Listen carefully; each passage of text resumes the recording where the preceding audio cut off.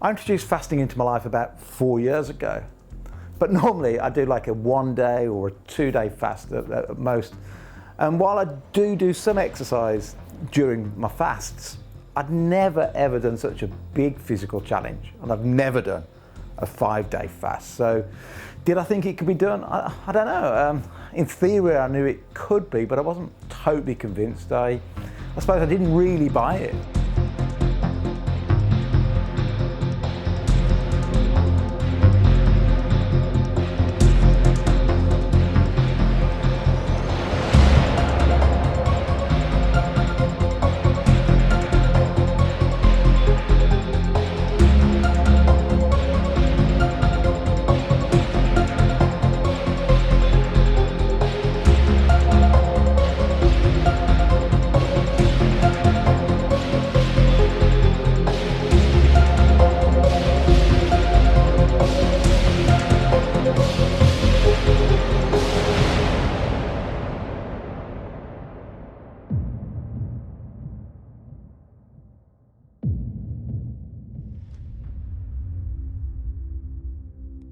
I thought maybe the doctors might be able to do it, but me and particularly my son-in-law Jake, I wasn't sure we could make it all the way through to 5 days with zero food.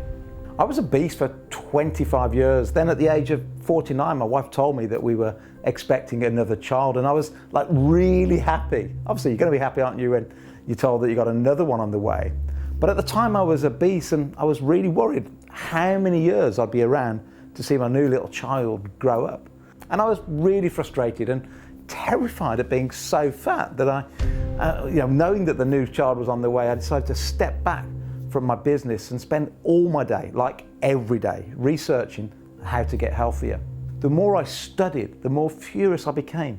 Furious that for all of those years of being obese, I'd been fed a fat big lie about what causes weight gain and ultimately how to get rid of it. How difficult did I find fasting? This was the really interesting one. I was expecting, particularly having spoken to some of the doctors and how much preparation they put in for the trip. In comparison to my own, I was expecting 5 days of misery. And I'd made my peace with that. That was absolutely fine. 0 carbs coming in, a whole lot of misery going out. What really struck me was just how easy it was. And I don't know if I'm allowed to say this, that it was easy, but it was. As someone who just adapted 2 weeks beforehand, it really does show that our bodies want to burn fat, that we are naturally inclined and predisposed, if we can only give our bodies the chance to, they will run off this incredible fuel source that so many of us have so much of. The thought of doing a fast for some people, even just more than 3 or 4 hours, they go, it's impossible, I'll be hungry. And that, when I talk to people, they always go, it's impossible to fast. Surely you must have cheated, surely you must have eaten something. But they're missing a big point. And the point is this: getting into fasting, it's really a 2-phase approach. Phase 1, you've got to cut the carbohydrates right down and the sugar right down for a period before the fast. Before the fast, you've got to stop your body from craving sugar. What you've got to do is change from becoming a sugar burning machine to a fat burning machine. So everything you eat for a few days before or a week before has to be focused around sort of meats, avocados, coconuts, things that are full of fat but not sugar. Now what you've done, you've changed your fuel source from carbs and sugar to fat. That's phase 1. Then phase 2, simply stop eating and your body's already in fat burning mode. And your body does not give a monkey's whether the food supply is incoming or you're burning your own body fat. You've already flicked the switch from sugar to fat, and now all you've got to do is flick the switch, and it happens totally on its own. It's totally automatic. You stop eating, the body goes, okay, it's not coming in, I will burn the body fat instead. And that's why you don't feel hungry at all. Everybody that's taken part in the study has eaten a high-fat, low-carb diet. which means that everybody's fat adapted, actually everybody's eating healthily, which has enabled them to switch metabolically into a state that enabled them to test out the human body and how much, and that's the thing about the experiment. It was a scientific study to test how far we can stretch the body in this fat adapted state. Of course, we wouldn't recommend that that's something that's done ordinarily, but for the purposes of the study, it goes to show that if you nourish the body well, it can serve you well. And so I would contend quite the opposite, that if anything, it's encouraging and it's promoting things that would resolve an eating disorder. So with an eating disorder, the issue is malnourishment, and what we're encouraging is proper nutrition, and we're demonstrating that through nutrition, the human body can achieve a lot of things. No, I'm feeling all right. I feel dry in my mouth. I'm not feeling massively thirsty and just dry. Yeah. Definitely not hungry. There's something about the run-in that's just hunger suppressant or something, but I'm not feeling hungry at all. That's really cool. Yeah, I haven't felt, ordinarily after 24 hours, I am feeling a little bit hungry. I can probably pull through, but I wouldn't want to. But for some strange reason, I think there's something physiologically that changes about the body that's, I don't know what it is, but I think a lot of it's all I'm feeling right now is just clear in my head, energetic, just wanting to carry on, dry in my mouth, that's all. Yeah, not thirsty, just dry in my mouth. So I'm holding this thinking, I need to water my mouth. You go for it. It'd be easy for people to look at me having done it and run marathons and done stuff at the Olympics, that he'll breeze through 100 miles.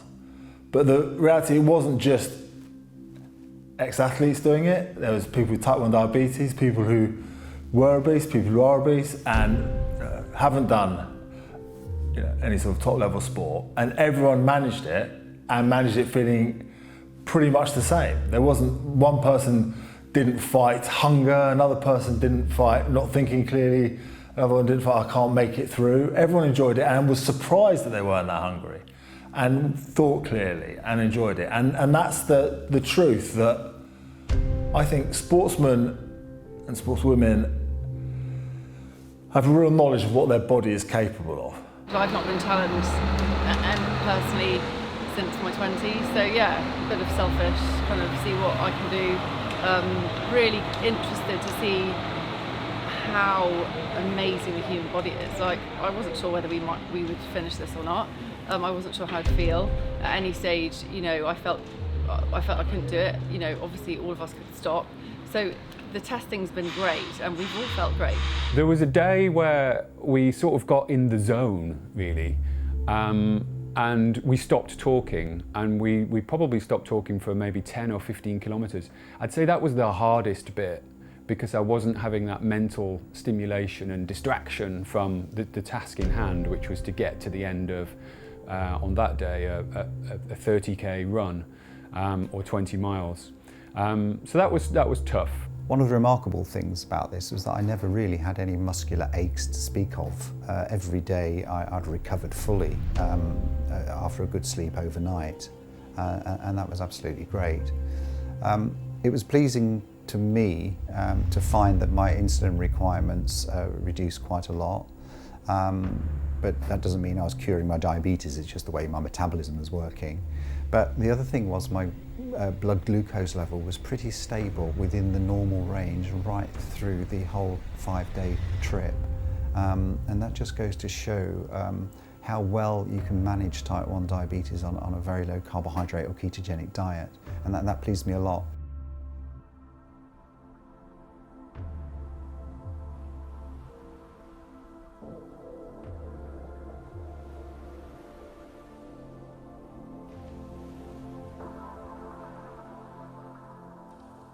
I think the key thing, and the data will show it, and the doctors will talk more about it than myself, is that virtually on every single measure, whether that be our stress hormones, cortisol, whether that be our blood glucose, whether that be our ketones, certainly jumping on the scales, there wasn't a single measure that was negative. So what we wanted to measure, to I didn't just want to do this as a stunt. Stunts are sort of can be perceived as dangerous. We wanted to look at the science behind this to make sure that what we were doing was safe and could easily be translated into everyday lives. So we measured our metabolic breath testing, which is a marker to show if your body's burning fat. As a type 1 diabetic, I wore a continuous glucose meter, as did most people on the actual run, whether they had diabetes or not, which is very informative as it turned out. We all measured our blood ketone levels as well, combined with cortisol, which would help the metabolic breath testing analysis.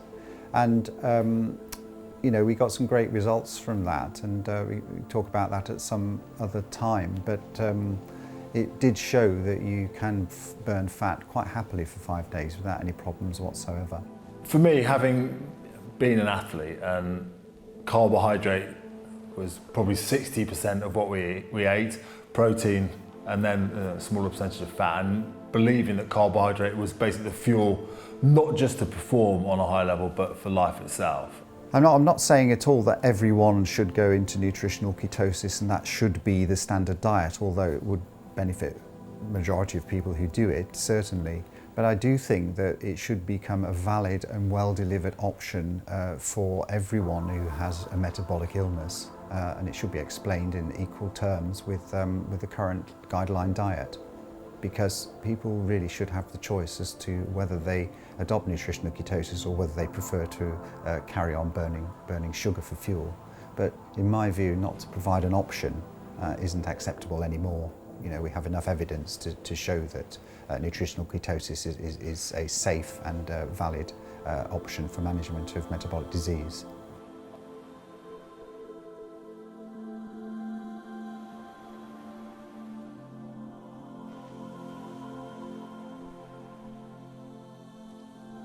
Since I've discovered the truth, my stubborn belly, it's gone completely.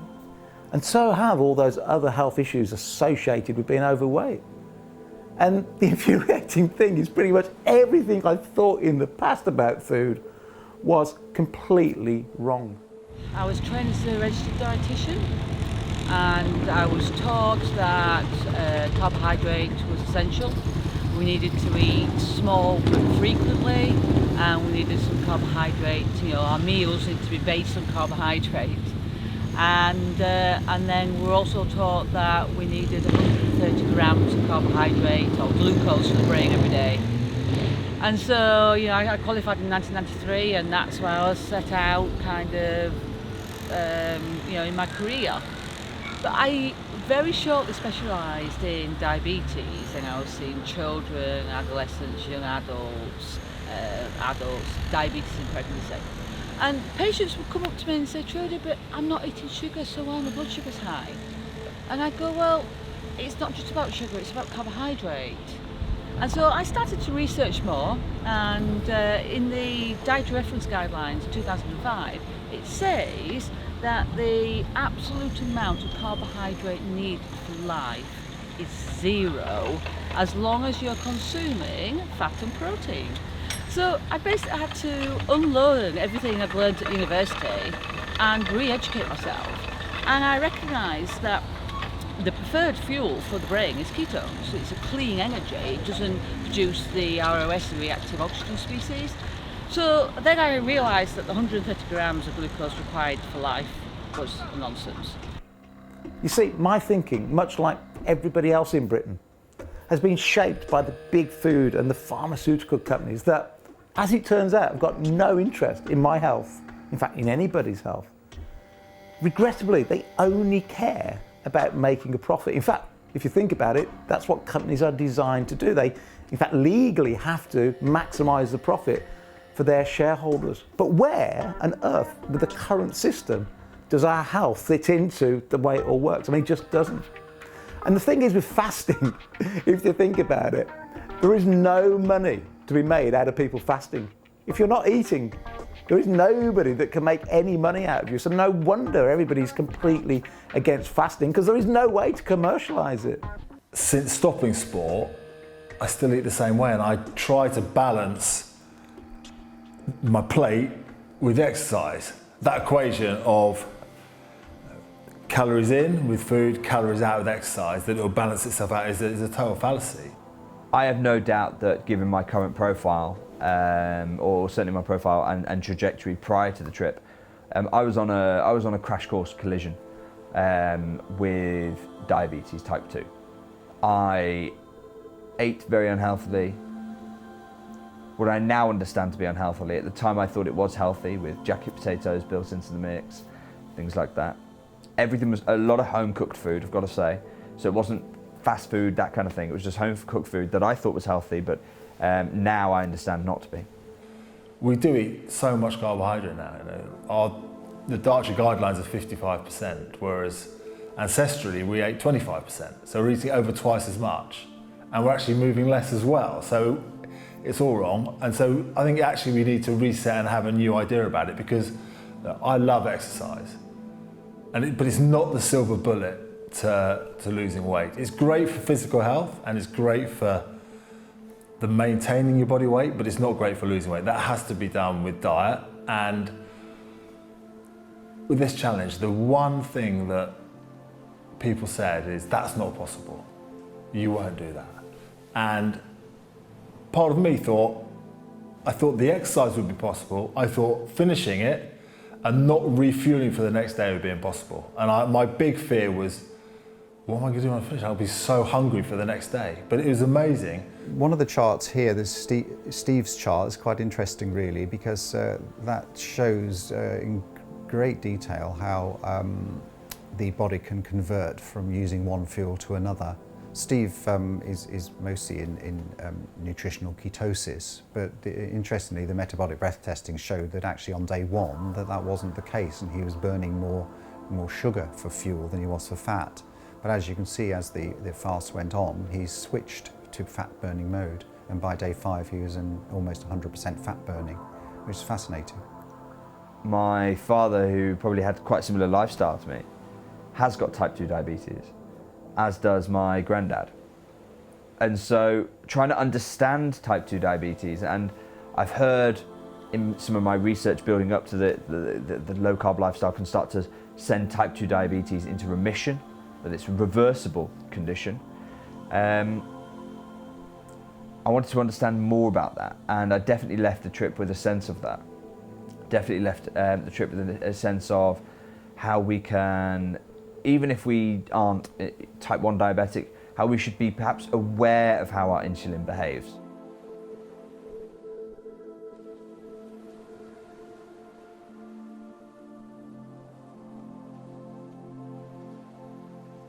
I know the body can change fat into glucose, but at that rate, and then the motivation to carry on, could I think clearly?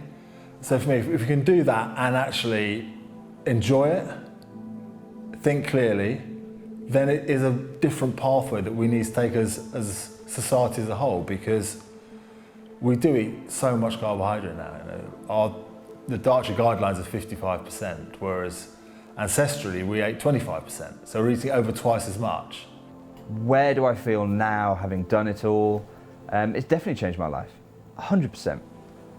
I've integrated fasting, which a lot of people can sometimes think is quite a drastic thing, but I've integrated fasting into my weekly and monthly routines.